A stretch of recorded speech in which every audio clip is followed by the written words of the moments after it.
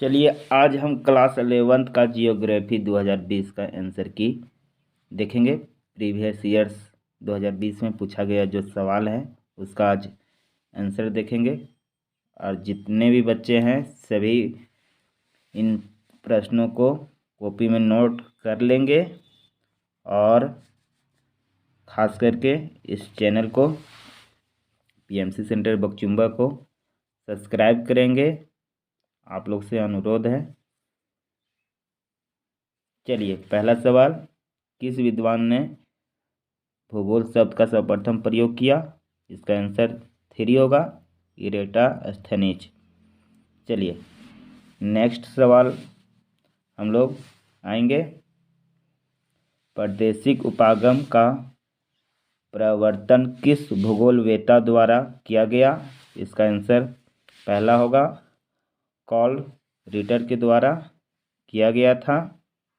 चलिए आगे हम नेक्स्ट सवाल देखेंगे।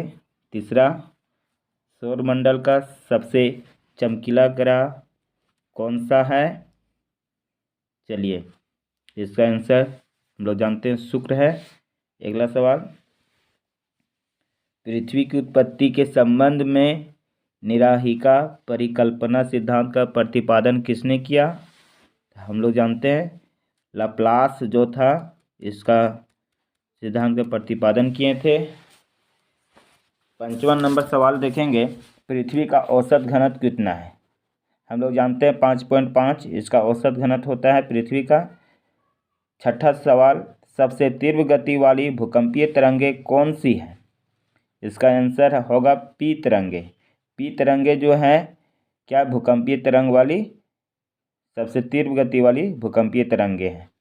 अगला सवाल हम लोग क्वेश्चन नंबर 7 पर आएंगे। चलिए, महाद्वीपीय विस्थापन सिद्धांत के प्रतिपादन कौन थे? तो आप लोग को हम पढ़ाए थे, अल्फ्रेड वेगनर जो थे महाद्वीपीय विस्थापन सिद्धांत के प्रतिपादन किए थे। चलिए क्वेश्चन नंबर 8 देखेंगे, निम्नलिखित में से कौन सी सक्रिय ज्वालामुखी है? सक्रिय ज्वालामुखी जो है वो क्या है? स्ट्रोम्बोली, याद रखेंगे। चलिए क्वेश्चन नंबर 9, किस देश में भूकंप से उत्पन्न विनाशकारी समुद्री लहरें को सुनामी कहा जाता है? तो कौन सा देश था? वो जापान देश था जहाँ के भूकंप को विनाशकारी समुद्री तरंगे कहा गया था। क्वेश्चन नंबर 10 देखेंगे, भूकंप मापी यंत्र क्या कहलाता है? सिस्मोग्राफ को ही भूकंप मापी तरंग कहते हैं। क्वेश्चन नंबर 11, धरातल पर वह बिंदु जहां सर्वप्रथम भूकंप का अनुभव किया जाता है अभिकेंद्र कहलाता है। अगला सवाल, संगमरमर किस प्रकार की चट्टान है? कायंत्रित चट्टान को हम लोग संगमरमर चट्टान कहते हैं। अगला सवाल, भूपृष्ठ में सर्वाधिक कौन से तत्व पाए जाते हैं? गैस जो है या तत्व जो है ऑक्सीजन सबसे अधिक पाए जाते हैं। हाँ, तत्व की बात बोले तो ऑक्सीजन मारेंगे। जलोढ़ शंकु का निर्माण किस नदी की अवस्था में होता है? तो पौधा अवस्था में होता है। अगला सवाल हम लोग देखेंगे क्वेश्चन नंबर 15। चलिए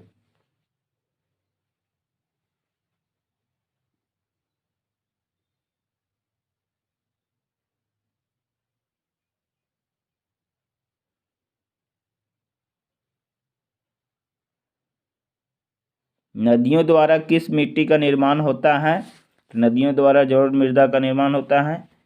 अगला सवाल देखेंगे, वायुमंडल की सबसे निचली परत कौन सी है?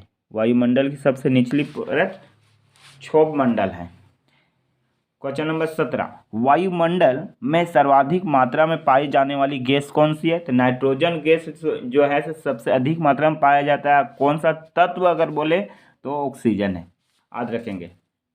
नाइट्रोजन गैस सबसे अधिक मात्रा में पाई जाती है। क्वेश्चन नंबर 18, पृथ्वी पर आने वाली ऊर्जा क्या कहलाती है? पृथ्वी पर आने वाली ऊर्जा सूर्याभिताप कहलाती है। चलिए क्वेश्चन नंबर 18 हमारा समाप्त हुआ। 19 देखेंगे, डोल ड्रम किस देश को कहते हैं? डोल ड्रम जो है वो विषुवत रेखा वाले क्षेत्र को कहते हैं। सागरीय जल की औसत लवणता कितनी है? सागरीय जल की औसत लवणता 35% है। अगला देखेंगे, जैव रासायनिक चक्र में कौन कौन शामिल होता है? जैव रासायनिक चक्र में जो होते हैं वो इनमें से सभी होंगे। हाइड्रोजन चक्र भी होते हैं, नाइट्रोजन चक्र भी और ऑक्सीजन चक्र भी होते हैं, इसलिए इसका आंसर इनमें से सभी मारेंगे। अगला सवाल देखेंगे, क्षेत्रफल की दृष्टि से भारत का सबसे बड़ा राज्य कौन सा है? सबसे बड़ा राज्य राजस्थान है और जनसंख्या की दृष्टि से सबसे बड़ा राज्य उत्तर प्रदेश है। चलिए आगे देखेंगे, 23वां नंबर, निम्न में से किस देश के साथ भारत की सबसे लंबी स्थलीय सीमा है? तो स्थलीय सीमा सबसे लंबी जो है वो बांग्लादेश के साथ में है। चलिए 24 नंबर, क्षेत्रफल की दृष्टि से भारत का सबसे छोटा राज्य, आइए बताए ना, क्षेत्रफल की दृष्टि से सबसे छोटा राज्य बोले तो गोवा मारेंगे और जनसंख्या की दृष्टि से बोले तो सिक्किम मारेंगे। चलिए अगला सवाल देखेंगे, दक्षिणी गोलार्ध में पवन के बाईं ओर विचलन का क्या कारण है? पृथ्वी का घूर्णन के कारण से विचलन होता है बाईं ओर। अगला सवाल, भारत में सर्वाधिक वन किस राज्य में है? बताएं तो आप लोग को मध्य प्रदेश में सबसे अधिक वन है, याद रखना है, और सबसे ज़्यादा शेर मध्य प्रदेश में पाया जाता है। विश्व का सबसे बड़ा द्वीप कौन सा है? तो विश्व का सबसे बड़ा द्वीप ग्रीनलैंड है। हाँ, सबसे बड़ा द्वीप जो है वो ग्रीनलैंड है। 28वां नंबर, विश्व की सबसे लंबी नदी कौन सी है? तो हम लोग जानते हैं ना कि नील नदी जो है से सबसे लंबी नदी है। इसको ध्यान में रखना है। क्वेश्चन नंबर 29, हिमालय की उत्पत्ति किससे हुई है? हिमालय की उत्पत्ति जो है वो हुई है, ऑप्शन है गोदावरी, शिवालिका, टेथिस, इनमें से किसी से नहीं हुई है। 30वां नंबर, भारत में कोयले के सबसे अधिक भंडार कहाँ पाए जाते हैं? तो झारखंड और पश्चिम बंगाल में सबसे अधिक कोयले के भंडार पाए जाते हैं।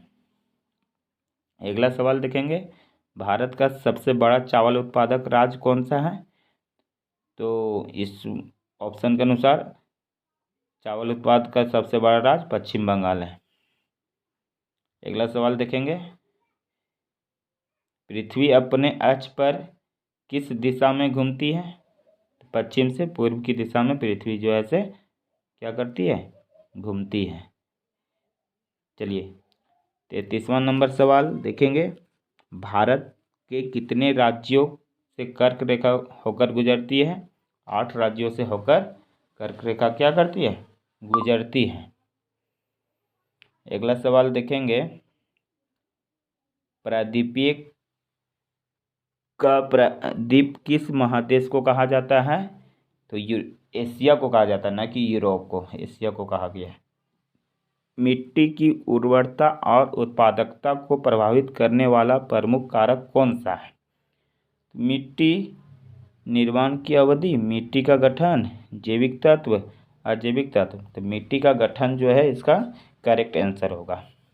निम्न में से किस नदी में माजुली द्वीप स्थित है? ब्रह्मपुत्र नदी में स्थित है। चलिए इस प्रकार से हमारा जो सवाल है 37 देखेंगे, निम्न में से कौन सी नदी भ्रंश घाटी में बहती है? नर्मदा नदी जो है सो भ्रंश घाटी में क्या होती है? बहती है। 38 देखेंगे सवाल, मानसून शब्द मूलतः किस भाषा के शब्द से बना है? हम लोग जानते हैं ना मानसून शब्द जो है वो अरबी भाषा से क्या हुआ है? अरबी भाषा के शब्द से बना हुआ है। 39 देखेंगे, भारत में सुंदरवन किस वनस्पति प्रदेश में पाए जाते हैं? तो इसका आंसर जो होगा वो उष्णकटिबंधीय सदाबहार वन होगा। 40वां नंबर सवाल देखेंगे, निम्न में से किस देश में पृथ्वी सम्मेलन हुआ? पृथ्वी सम्मेलन जो हुआ था वो ब्राज़ील में हुआ था। आशा करता हूँ 40 नंबर का सभी का आंसर आपको प्राप्त किया गया होगा। चलिए, थैंक यू, वेलकम।